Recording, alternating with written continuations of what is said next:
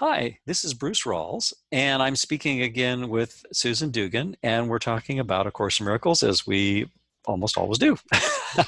And today we thought it'd You be need a new interesting. topic, What's right? that? You need a new topic, Well, right? I think it's a perennial one, so I know. I'm happy with it. I'm kidding. I'm sure we get more followers with a different topic. But That's right.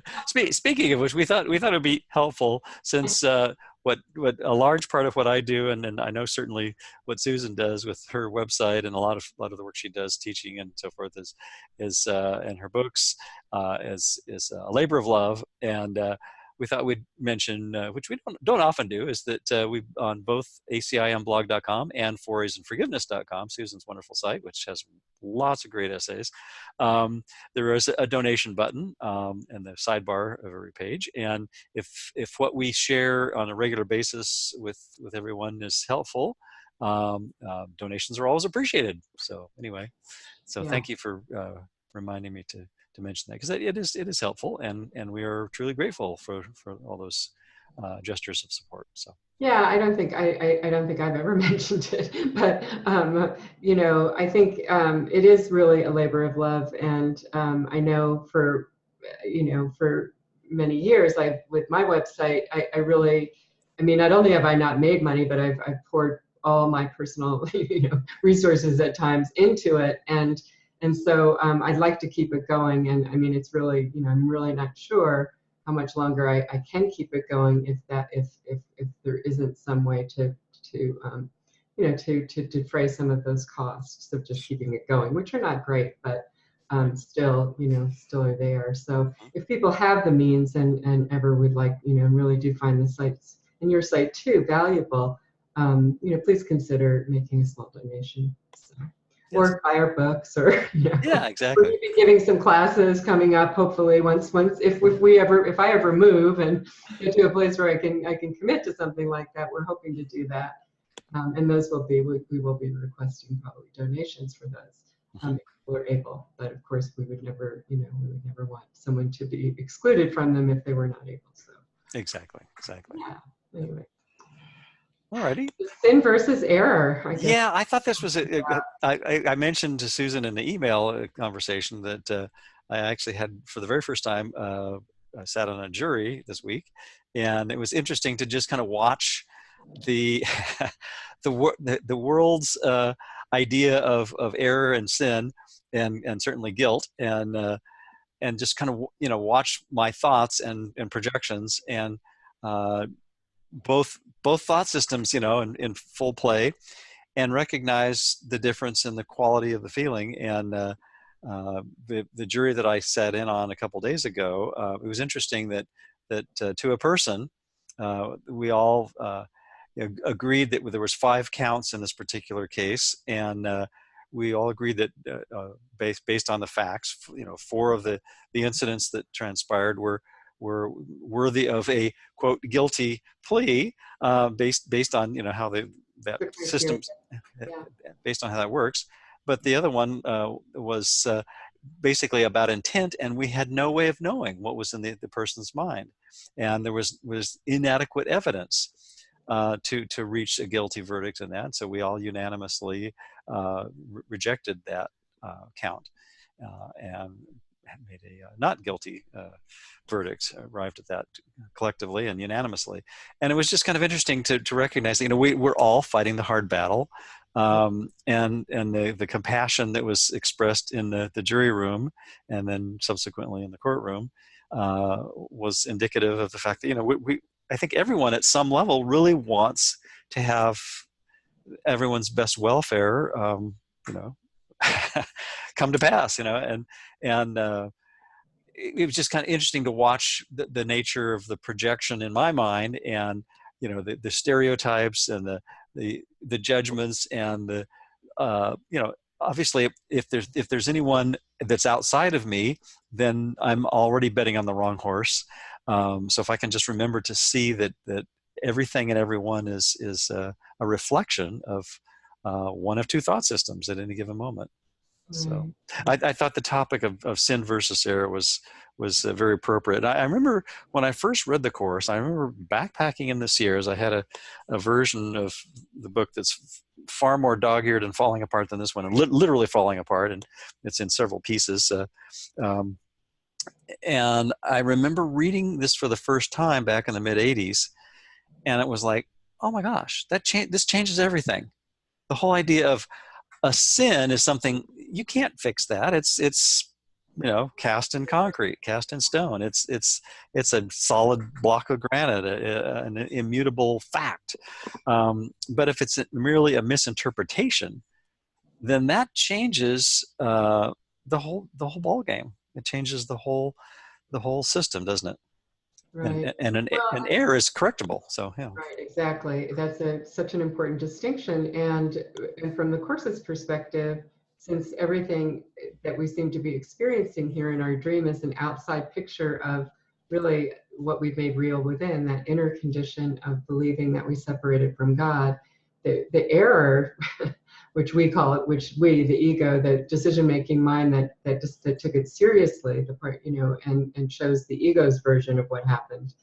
Um, since we believe that we really did separate from God, and we forgot to laugh at that, at the absurdity of that notion, and took it seriously, taking it seriously meant that we called it sin, and that it had real consequences, and the consequence was that we are damned for all eternity, basically, in the sense that we're thrown out of heaven, right? We're no longer worthy of God's love, and now we have to try to somehow earn it. We also create a God in our whole fantasy work about what happened, who recognizes this as really happening and is now a punishing God, a God that we have to, again, kind of curry favor with to try to get back into his good graces and not be punished, not be eliminated.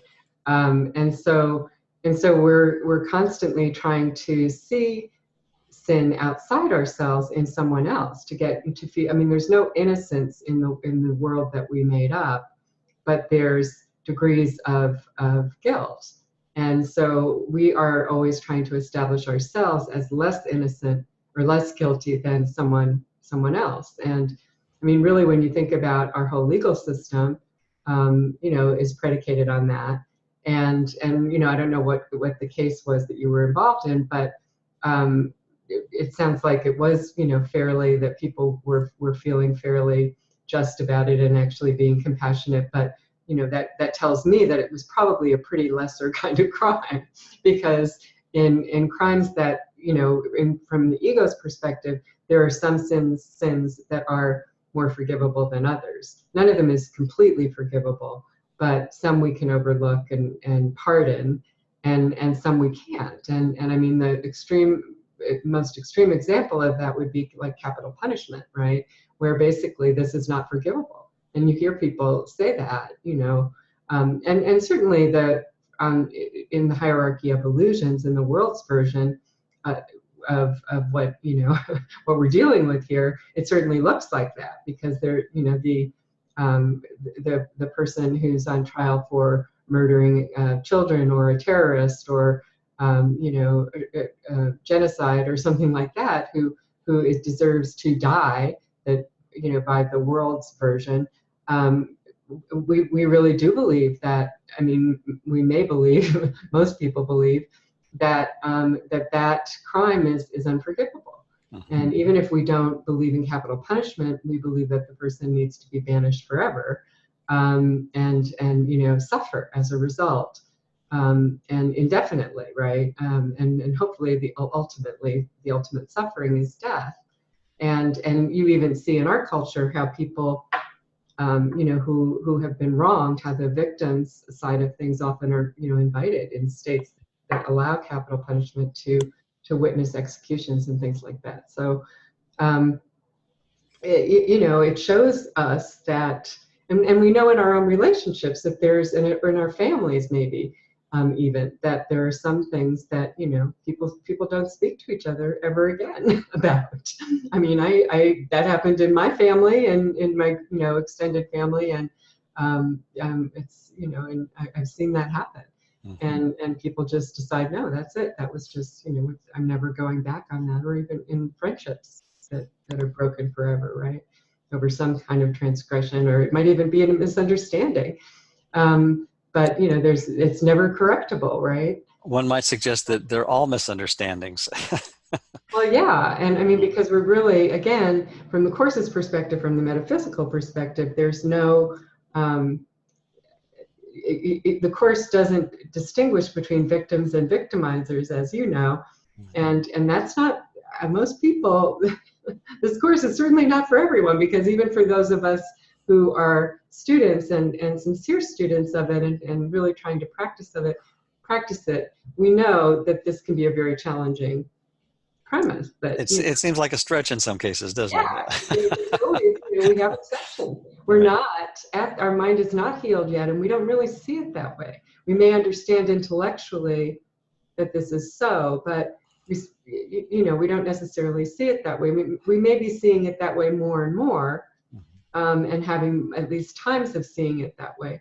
But when it involves a loved one of ours, or a child of ours, or my body, or someone we feel protective toward, then or for some people, it's even if it involves political stuff, can trigger people into that's unforgivable. Right. Yeah, I can. That whole side that believes this is Mhm. unforgivable, and I don't ever, they're I don't want to be around them, and you see that in today's world really all the time, Mhm. and really have to be very, very, very, very wary, even as a student, a course student of your own, where we're drawing the lines and saying that this is what we're really doing is what this section is about. We're calling it sin, and it's seeing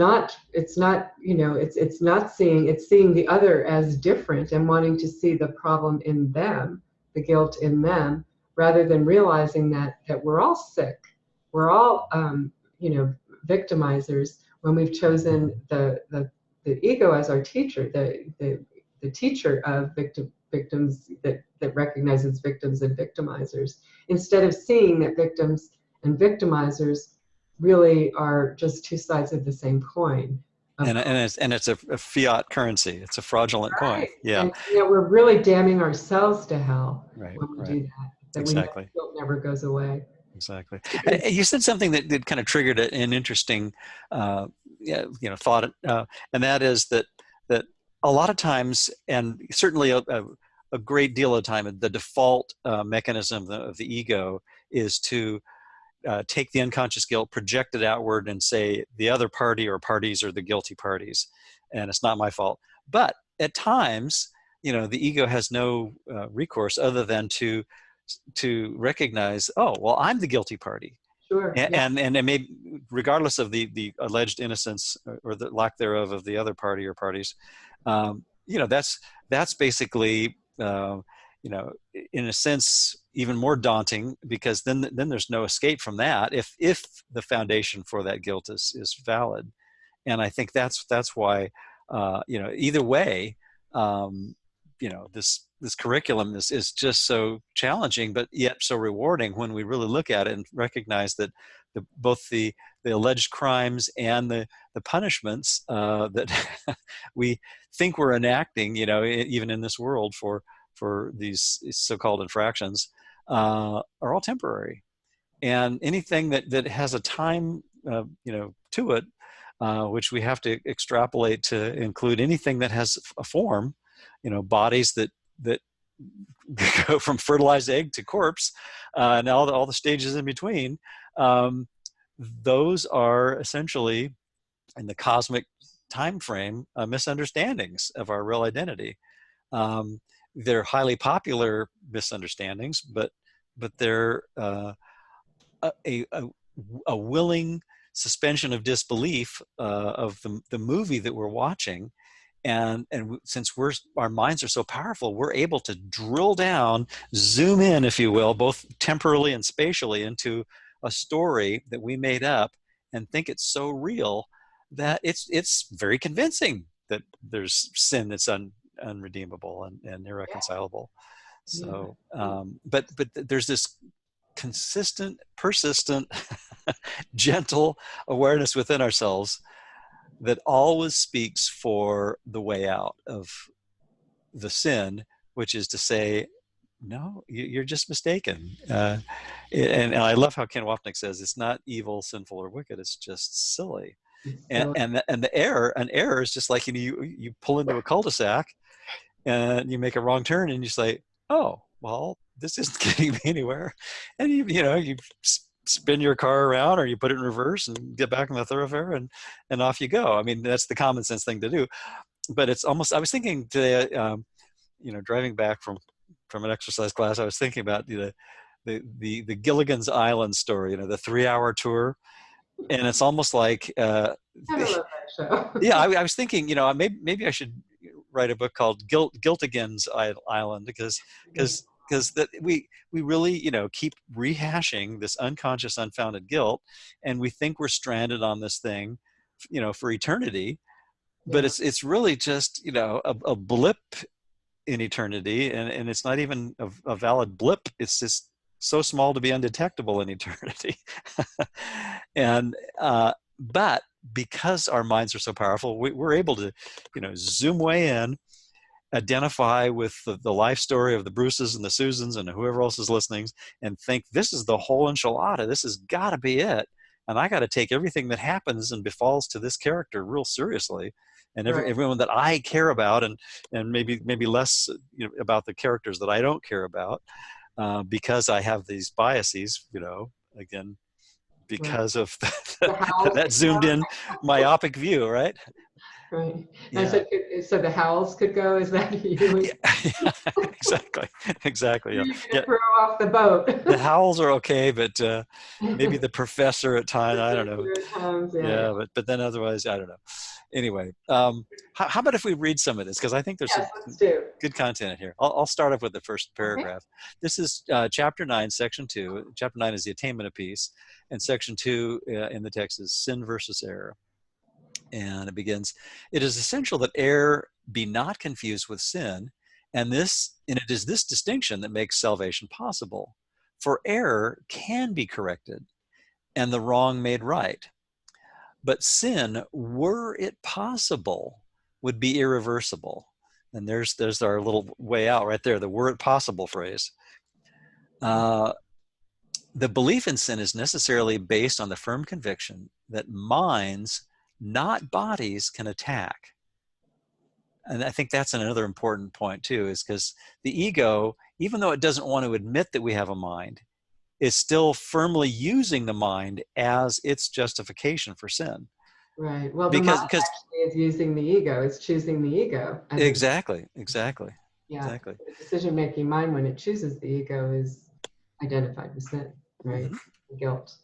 Precisely. Yeah. And fear of punishment. Yeah, exactly. Because bodies ultimately are neutral. I mean, any if we think about the neutrality of form, I mean, it's just a bunch of atoms, or if it's something we're seeing on our computer, it's just ones and zeros that Right. that result in varying amounts of light of different colors, and we call them pixels. And in a sense, everything we experience is nothing more but a very fancy holographic pixel display in the visual realm, and the rest of the senses are similarly just conglomerations of little bits of neutral data that Right. we've chosen to interpret. And the body is a puppet of the mind. I mean, Exactly. I Yeah. use that analogy all the time. It's, Yeah. we are, we're animating this imaginary body to do what we want to make it do, to prove that what we're believing and what we made up is real. Mm-hmm. But it still isn't real. I mean, it's we're just Right. we're engaging in this dream, this fantasy, and forgetting that we're the animator, we're the puppeteer, right? Yep. Yeah. Puppeteer, projectionist, the Is there, playwright, right? whatever metaphor, right? Yeah. Right. Yeah. The dreamer. Yeah. Sure doesn't feel that way, does it? No. And it's because our minds are so powerful. And Jesus in his wonderful work Yeah. reminds us over and over again is if I were to, diminish the power of your mind, I would be, violating the most fundamental laws. I think he's basically saying you need to arrive at this conclusion yourself. I'll help you as much as I can, but which is which is considerable. But I think we all individually need to arrive at the conclusion that this is a massive dream, a massive Right. um, misunderstanding. And at the heart of that misunderstanding and again, to Ken's brilliance, he says it's purposive. The purpose is that we want the dream to be real because we want sin to be real, because we think we Right. threw God under the bus and perfect oneness was shattered, and whatever metaphor. And so we have this unconscious, yet unfounded motivation to prove God wrong and to punish ourselves for a crime we never committed, as we've And to talked about experience so many times. ourselves as victims. So Yeah, yeah, that's what makes us believe, we experience punishment all the yeah, time as bodies. And exactly. I mean, that we made up the idea of a body is very vulnerable. Right, right. Constantly, can be wiped out really easily, and is. I mean, we see evidence of that all the time. And Mm-hmm. even if we haven't experienced the ultimate wipeout yet, we know it's coming at some point, and we know that we've experienced certainly all other kinds of many other kinds of punishment, what feels like punishment, Mm-hmm. suffering, Mm-hmm. and always there's a little feeling of, well, I deserve that. I mean, I must have deserved that. And our culture, I mean, we as a culture, we sort of support that idea, that, Mm-hmm. that people, I mean, covertly maybe, but that people who you know constantly have all of these problems in their lives somehow bring this on themselves.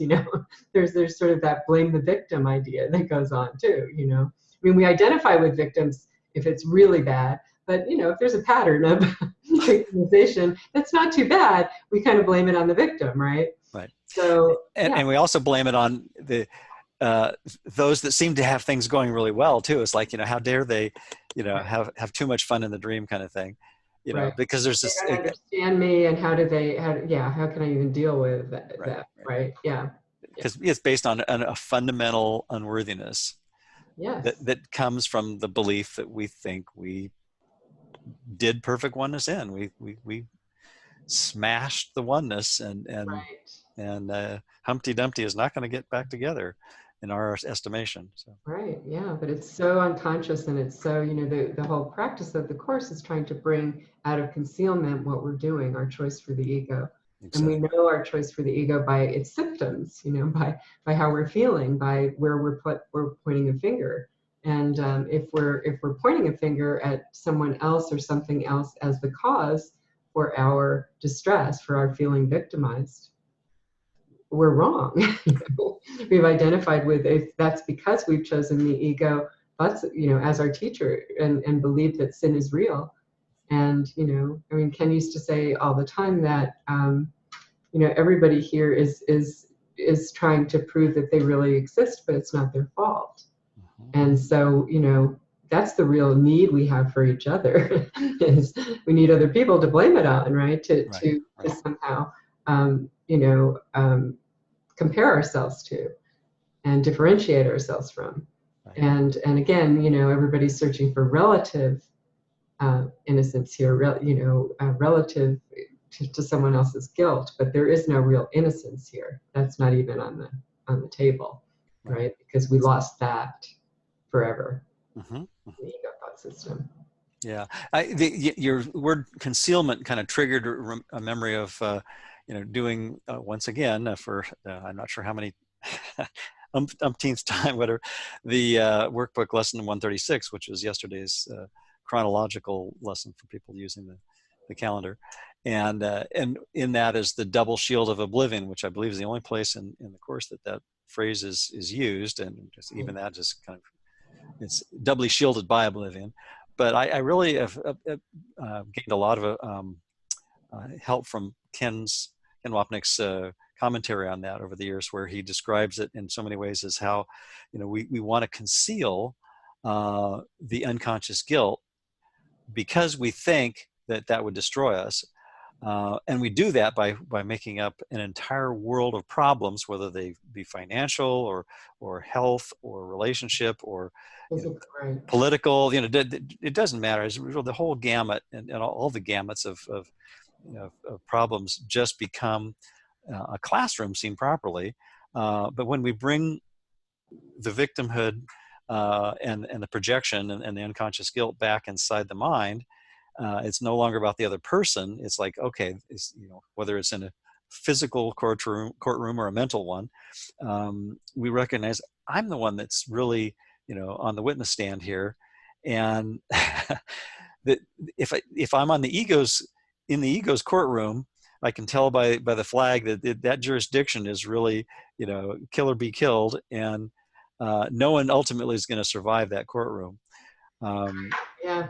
And if I'm in the Holy Spirit's courtroom, just a subtle change of teacher, everyone is innocent. We're all basically off the hook, because once we look at the dream circumstance with the Holy Spirit, see it in that context, with that understanding, there is no cause for the guilt, and because we recognize the whole thought system of sin, guilt, fear, and death, and duality altogether is fraudulent, then we can afford to be kind, and sometimes it manifests in our world as things like the other five jurors and myself a couple of days ago saying, yeah, we really want to make sure that the people in the courtroom know that we're concerned about the mental health of the person who is Mm-hmm. involved in this case, and Right. then this is not something that I expressed verbally, but I was thinking, yeah, and I recognize this is a symbol that I need to be gentle with myself, and recognize that it's my mind that needs the help. It's never about the other person. Yeah. Right, exactly. And I mean, it's a great example that you're using of the of how we try to live this too, of your experience on the jury, because it doesn't, this course speaks on two levels, and we don't want to deny that we are the world, and our experience in the world, or our body's experience.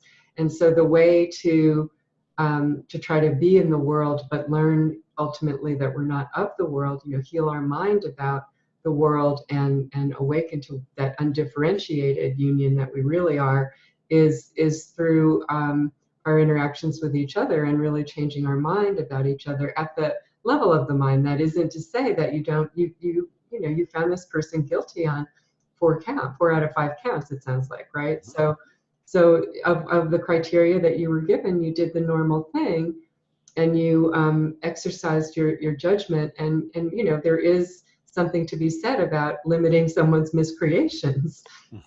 From the course's perspective, I mean, we have to take a compromise approach, just as we do to our bodies, but at the level of the mind, we can see and communicate to that person that they're not the home of darkness, evil, and sin, Exactly. that they made a mistake, Mm-hmm, and mm-hmm.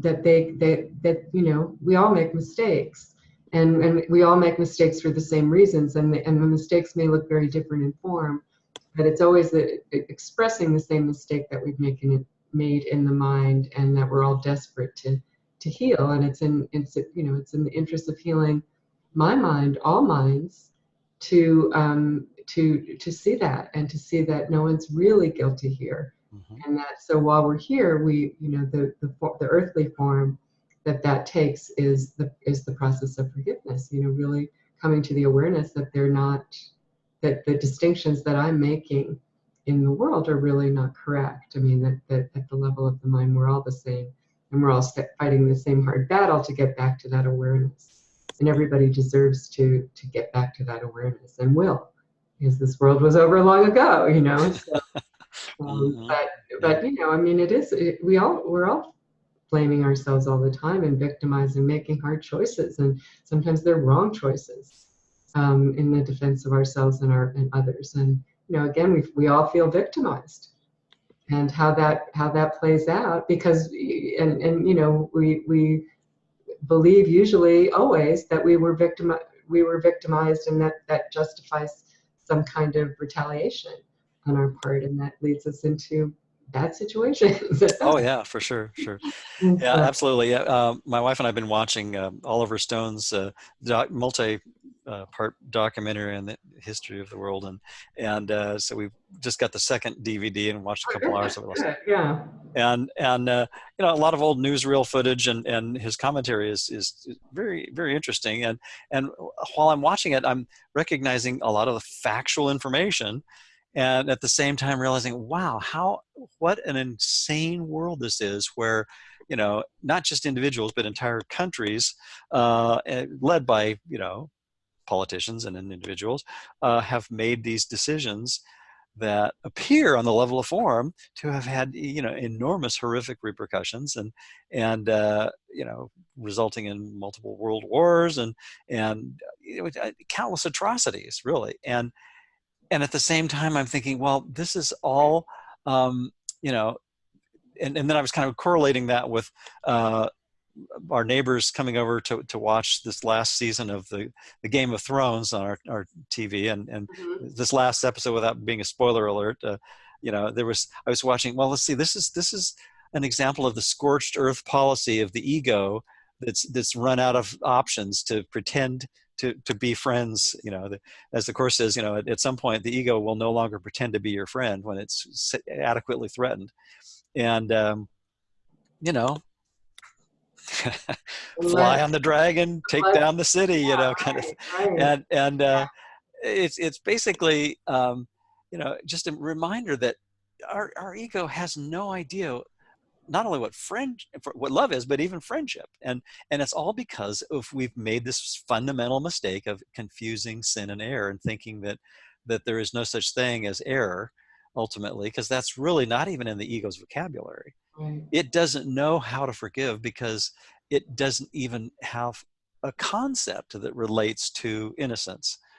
It really doesn't, ultimately. But right, only in a relative term, which of course, once it's a we they win lose relative innocence, it's not true innocence. It's really always tainted with the, you know, the fact that we live in a pure non-dual uh, reality and truth, and the only way we can justify it is to believe that it's somehow broken apart, and certain elements of it uh, have different qualities, and right, right. and And in truth, therefore, yeah, I love the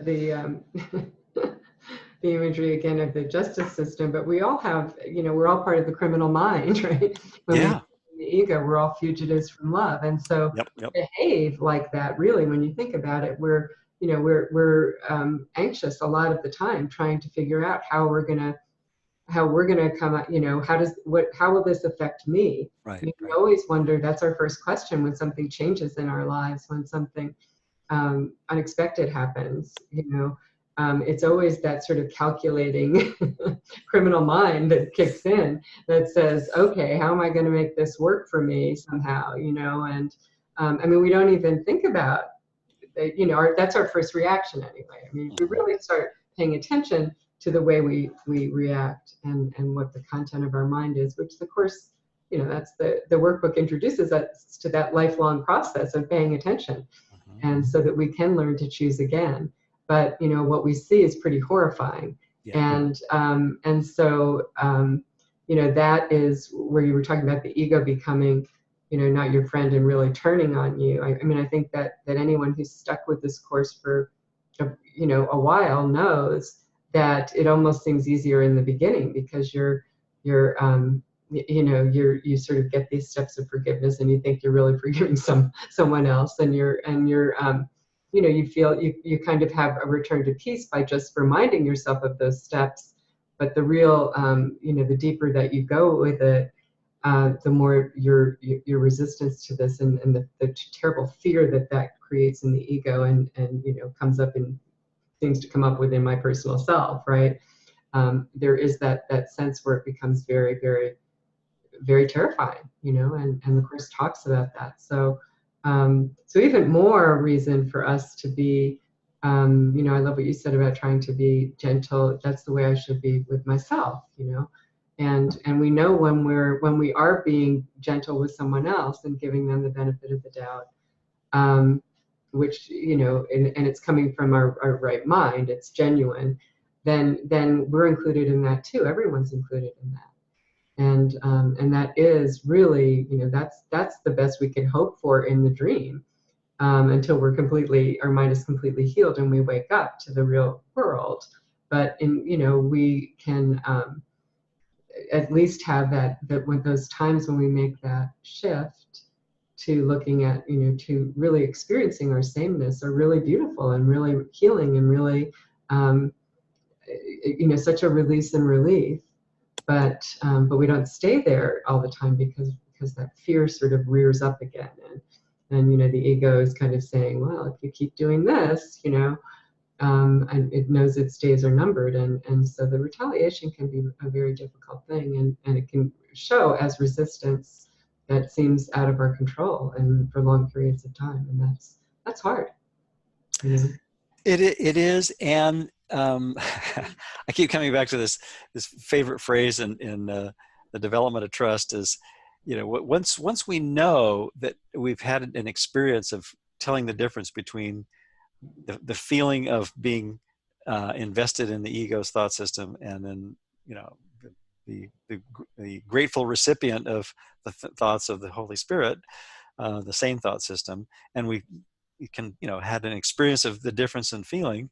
And I think we were just expressing that, how in different examples, it becomes harder and harder to choose the insanity.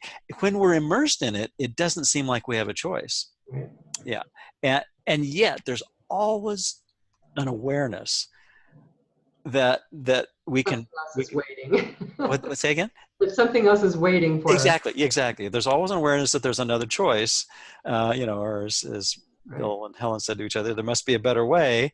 And even in the darkest state of mind, there is that awareness that says, oh, I really could see peace instead of this. I could see what I've been doing as an error and let myself and everyone else off the hook for that alleged crime. Right. I think it's just painful when we really, we think we're saying that we want that peace, and yet we really, there's that real long, there's a delay in the experience, that resistance that we're not even aware, we don't know how to transcend. And so that's where it's very painful, where there is peace and you have experienced it, but it seems like it's out of your reach at that time. And I think that's the hardest place to be in this journey. And I think there's no way of really completely avoiding that, because it's that we really are kind of the way is through in this course, and there is that resistance that we're not aware of, and it does come up, and it's really fear. It's a fear that's much deeper than we're really aware of, and that can be hard. And there's a part of us that doesn't want to learn this. There's a part of us that really wants to hold on. That's the whole development of the real difficulty is that stage in the development of trust. It's the fifth stage, right, in the development of trust, where we come, we may not really think and be in touch with the fact that we're holding on to our personal self, that we think this, because intellectually I think it'd be great to let this personal self go, but the symptoms of that are exactly what I'm talking about, that inability to, we know that we've experienced the peace of God, or the peace, of our right mind, the memory of that wholeness in our mind through Jesus, Holy Spirit, when we've aligned with that, which is what we really are, but it seems like we can't get back to it, and that's hard. And that is really a time for faith, where we kind of have to wait it out and just know that Jesus still loves us no matter what, and know that we will get back there, but it's still challenging, Sure. Yeah. It does require a lot of patience, Mhm. and that when we apply that patience, that's when things actually ease up a little. Yeah. Well, sometimes just interacting, just being able to, again, to see it, to make kindness a goal, or to really refuse to be firm with yourself and refuse to make the other person the villain that you really want to make them. sometimes that's enough to have at some point, a shift, or to keep us, at least keep us from off of bludgeoning ourselves, Mm-hmm. because if we really are truly able to withdraw our projection from them, then we can't project it on ourselves all that much longer. It does dissolve. So I'm going to we'll read a couple more paragraphs of this. Sure, sure. Let's do that. Before you do, I just had one thought. When you said another word that kind of triggered a thought, and you said we don't go around it, we go through it. And I was thinking about the story of the Hobbit, and also the follow-on Lord of the Rings, and how Bilbo and Frodo went in, rather than over the mountain, they went Right. through it. And And, that's an and image in that's a lot of spiritual systems too. Yeah. yeah, that's where I think the Smeagol Gollum character, with the ring of invisibility, my precious, don't let don't let that shield of oblivion, just mixing a lot of metaphors here. The Star Trek shields of uh, of mindlessness, basically. As long as we can keep the projection out there, and it's not my courtroom, it's somebody else's, and I'm being tried unfairly, kind of thing. Then the ego's fat, dumb, and happy, and and it's there's no don't have to sound the alarm bells. But once that ring of invisibility is lost, and we actually look at the ego thought system with the Holy Spirit and see how ineffectual it is, Right. see how unproductive. And I think you might have been the one to introduce me to the phrase of, how's that working out for you? And Right. just, Yeah. with a little humorous, grin, even if it's just inwardly at times, just recognize when we've kind of gone down that path and say, oh yeah, there I go again. I know that doesn't work, but I thought I would try it again, and sure enough, it didn't work. And Yeah. pretty soon we learn to generalize that. Yeah. Yeah. And really what we're going through is really clouds of guilt, not a mountain. Right.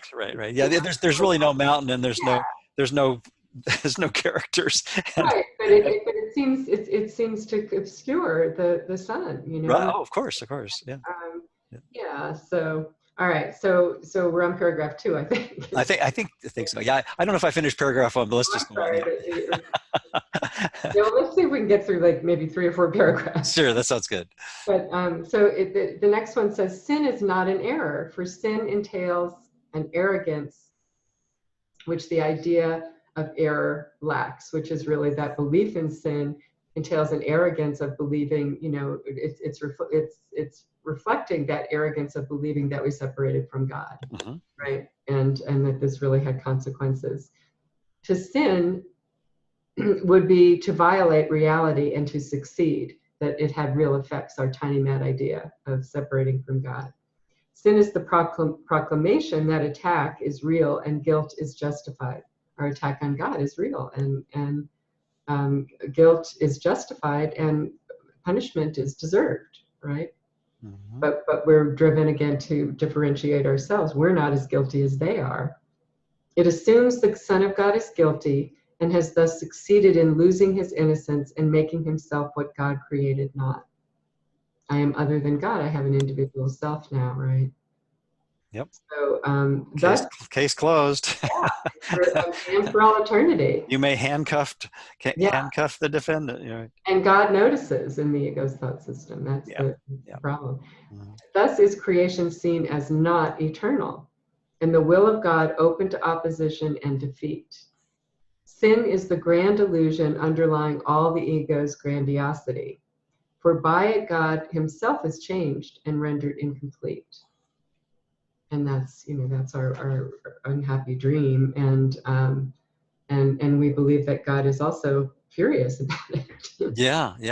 And it's only in the insane dream of the ego that the little g God it made up could possibly exist, and that insane God is totally schizophrenic and and and paranoid.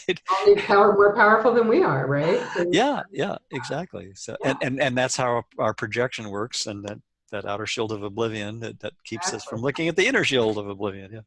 Yeah. Yeah. Yeah. You want to read? Sure. Read? The Son of God can be mistaken, Hooray! There's our escape clause, right? He can deceive himself. He can even turn the power of his mind against himself, but he cannot sin. Now that, if we really ponder that and really meditate on that, and cannot is emphasized in italics there, Right.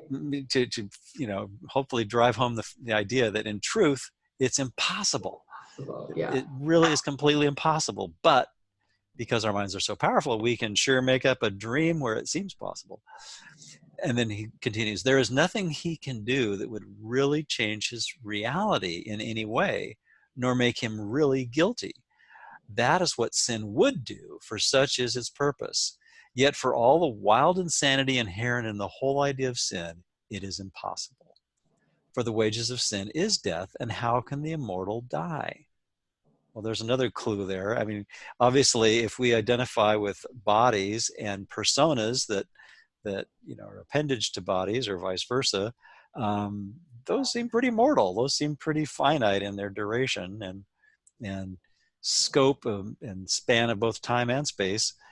So if we're immortal, it obviously can't be anything to do with the Bruces and the Susans, but only the decision-making mind that is watching this elaborate drama that we call life. And it's kind of amazing when we really see how, all those virtual reality films like The Matrix, are really just kind of the tip of the iceberg in terms of the big hoax that we've played on ourselves. Right. Yeah. Yeah. I mean, they don't go far enough. which most people leaving the theater would say, oh wow, that's just what an amazing story, huh? Who could believe that? But well, we believe that and more. Let's skip to paragraph 5. Maybe Okay. we'll paragraph 5 and 6, and then we'll just call it. We've been talking quite a while here, Yeah. but and because we definitely won't be able to do the whole thing. But oh no. So paragraph 5, any attempt to reinterpret sin as error is always indefensible to the ego. The idea of sin is wholly sacrosanct to its thought system and quite unapproachable, except with reverence and awe. Mm-hmm.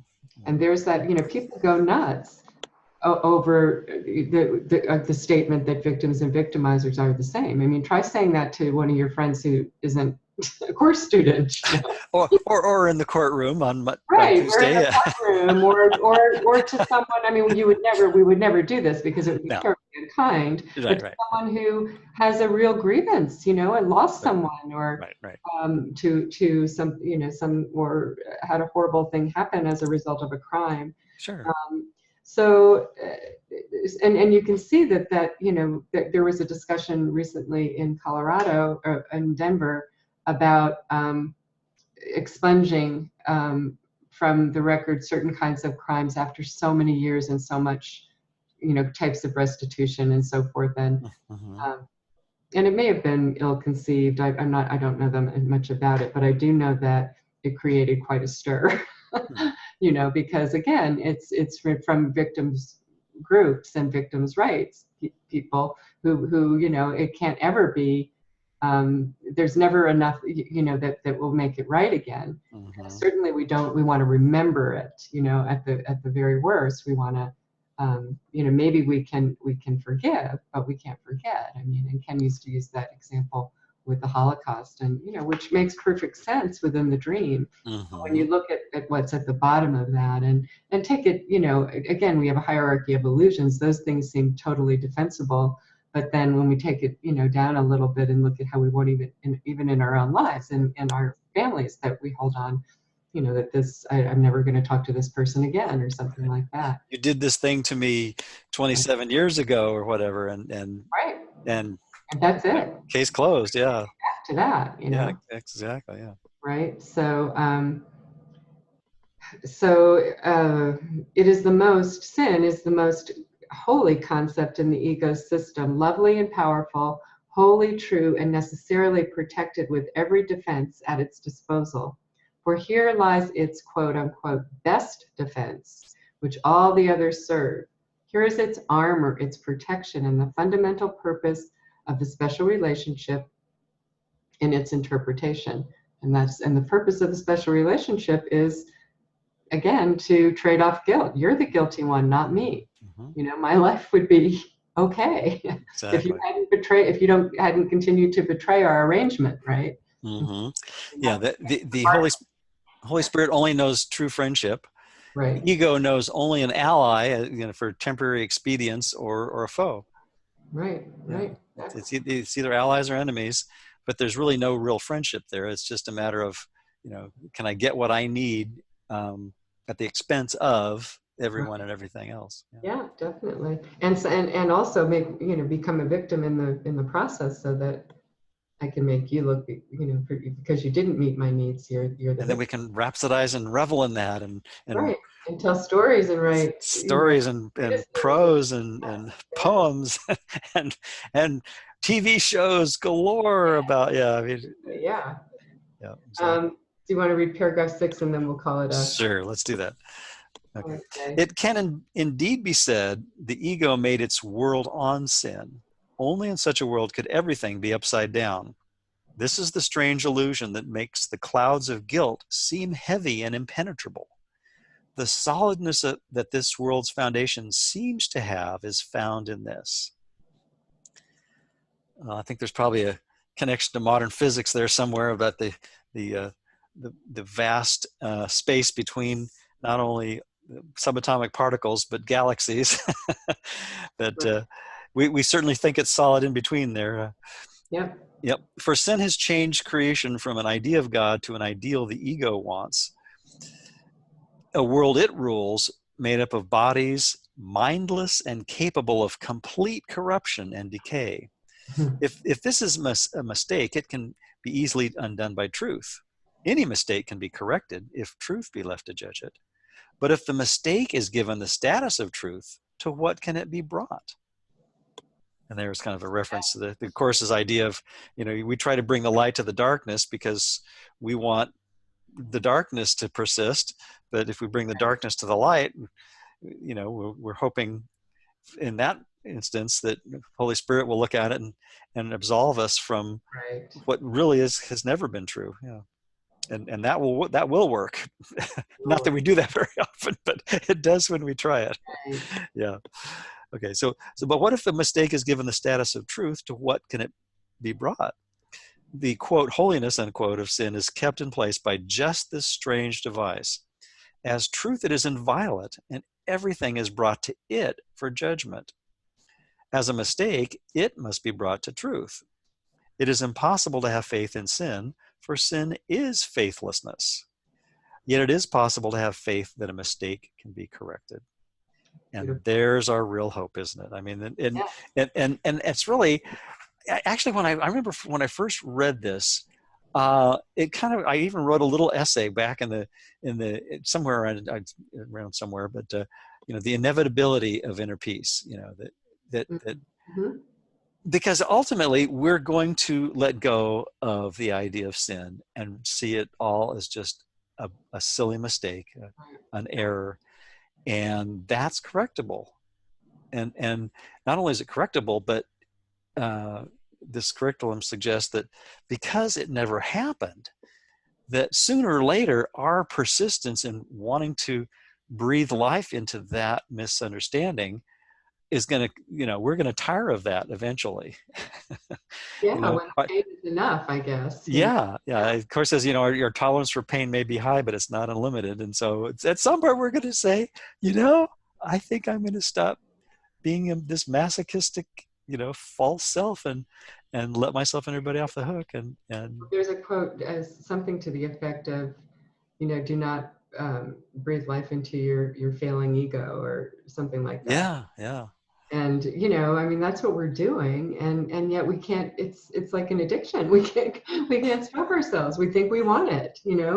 We think this is all we have, and we don't completely believe that anymore. But it's still our default position. Mm-hmm. There's still enough fear and guilt within us that we're making real in us, and we're not aware of that. That we kind of, we get afraid, and we go running to to give CPR to the ego, right? So all we need to do is look at default and see that there was no fault. Right, right. How's that for bad fun? And with that, it's a wrap. Okay.